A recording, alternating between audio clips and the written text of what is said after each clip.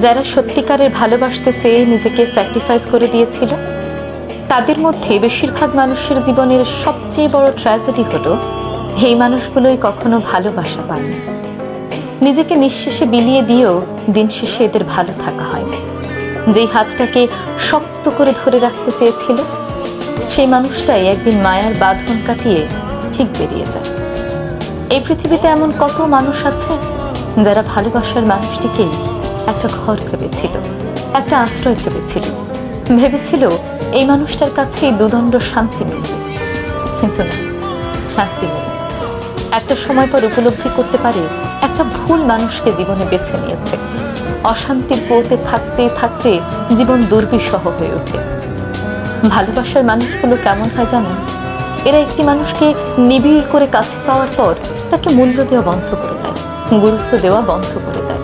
তার ভালো থাকা না থাকায় আর কিচ্ছু যায় আসে না। অথচ একটা সময় কে বলবে এই মানুষটাই সে আগের মানুষটা? কিচ্ছু মেলে না, কিচ্ছু না। হঠাৎ একদিন বুঝতে পারে জীবনে অনেক কিছু পাল্টে গেছে, কিন্তু বলতে পারেন কেন পাল্টায় না মনের গোপন কুঠুরে লুকিয়ে থাকা সে মায়ের শিকলটা? কেন বারবার ফিরে যায় অনেক দিন আগে ফেলে আসা কোনো পুরনো প্ল্যাটফর্মে? কেন বদলে যাওয়া মানুষটার সঙ্গে রং বেরঙের স্মৃতিগুলো মন থেকে মুছে যায় না? কেনই বা মৃত্যুর নীল নদে সেগুলো তলিয়ে যায় না? সব কেন উত্তর হয় না।